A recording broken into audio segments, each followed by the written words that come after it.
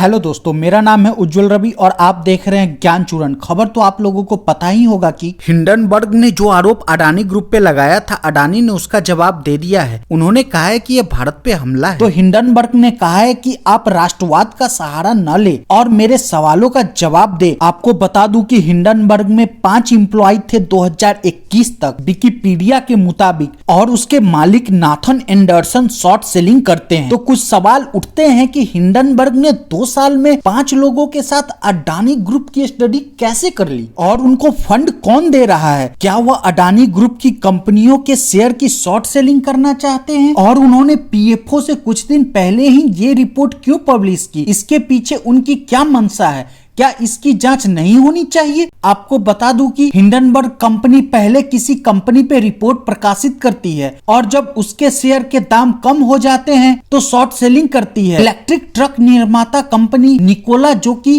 1.5 लाख करोड़ की कंपनी थी, उसका वैल्यू गिराकर 10,000 करोड़ कर दिया। फिर उसके शेयरों की शॉर्ट सेलिंग की। यही काम करती है हिंडनबर्ग। आज हम इसलिए ये बात कर रहे हैं क्योंकि जब हिंडनबर्ग ने रिपोर्ट प्रकाशित करके सवाल पूछे थे तो अडानी ग्रुप ने उसका जवाब भी दिया है। हम लोगों को उन दोनों की बात सुननी चाहिए, किसी के साथ पक्षपात नहीं करना चाहिए। आपको एक बात पता होना चाहिए कि शेयर मार्केट संभावनाओं पर चलता है। हाँ, ये जरूर हो सकता है कि अडानी ग्रुप का शेयर ओवर प्राइस्ड हो, पर अडानी किसी को धोखा नहीं दे रहा है। वह किसी बैंक या इन्वेस्टर से पैसा लेकर भाग नहीं गया है। वह किसी से पैसा ले रहा है तो उसका काम जमीन पर दिखता है। कहीं अडानी पोर्ट बना रहा है तो कहीं अडानी एयरपोर्ट चला रहा है, कहीं उसकी सीमेंट की फैक्ट्री है तो ऑस्ट्रेलिया में उसके कोयले के खदान है, या रिसेंटली इजराइल में पोर्ट डेवलप करना और चलाने की डील हो। उसने अगर पैसा लिया है तो कहीं न कहीं इन्वेस्ट कर तो जरूर रहा है।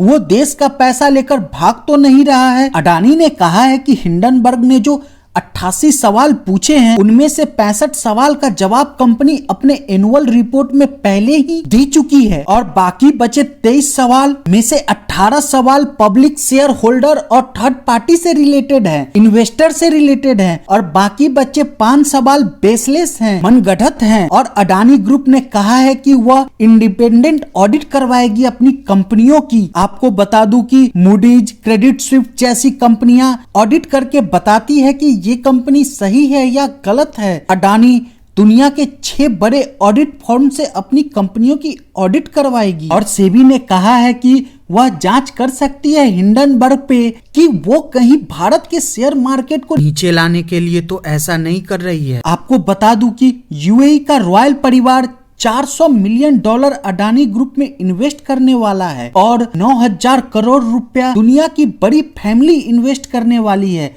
अडानी ग्रुप में। अडानी ग्रुप दूसरी कंपनियों से इन्वेस्टमेंट लेकर आ रहा है। आपको बता दूं कि अडानी ग्रुप की कंपनियों के शेयर में 30% की गिरावट के बाद कंपनी ने अपना एफपीओ वापस ले लिया है। अडानी ग्रुप के एफपीओ में सबसे अधिक निवेश कॉर्पोरेट और विदेशी निवेशकों ने किया था। अडानी इंटरप्राइजेज लिमिटेड के एफपीओ में अपने इशू प्राइस से 1.12% तेजी देखी गई। इससे कंपनी 20,000 करोड़ रुपए जुटाने का लक्ष्य रखा था। एफपीओ को वापस लेने के फैसले पे अडानी ग्रुप के अध्यक्ष गौतम अडानी ने कहा कि पूरी तरह से सब्सक्राइब किए गए एफपीओ के बाद इसे वापस लेने के फैसले ने कई लोगों को चौंका दिया, लेकिन बाजार में आज के उतार चढ़ाव को देखते हुए बोर्ड ने दृढ़ता से महसूस किया कि एफपीओ के साथ आगे बढ़ना नैतिक रूप से सही नहीं होगा।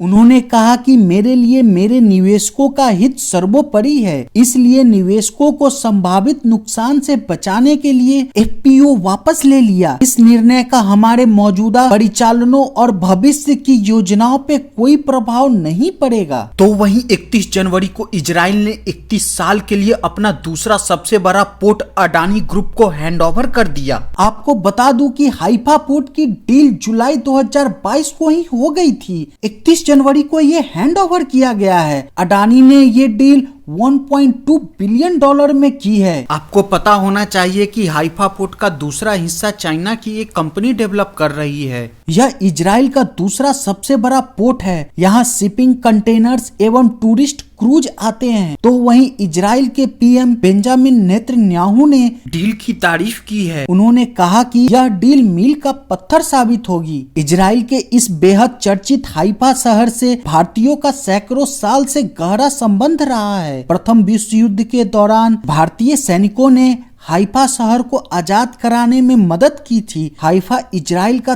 तीसरा सबसे बड़ा शहर है। यह शहर माउंट कार्मल पहाड़ के ढलान पर स्थित है। यह शहर इतना खूबसूरत है कि कुछ लोग इसे इजराइल का सैन फ्रांसिस्को बुलाते हैं। इससे भारत को यूरोप और रसिया जाने में आसानी होगी। तो वहीं इजिप्ट के राष्ट्रपति ने कहा कि वह स्वेज कनाल के बगल में जमीन भारत को दे सकते हैं स्पेशल जोन बनाने के लिए, अगर भारत सरकार चाहे तो। आपको बता दूं कि 26 जनवरी को जब इजिप्ट के राष्ट्रपति भारत आए थे तो वे गौतम अडानी से भी मिले थे। ऐसा हो सकता है कि बहुत जल्द अडानी ग्रुप इजिप्ट में भी पोर्ट डेवलप करने का काम शुरू कर दे। बाकी आप क्या सोचते हैं मुझे कमेंट बॉक्स में बताइए। थैंक यू दोस्तों, please like share and subscribe.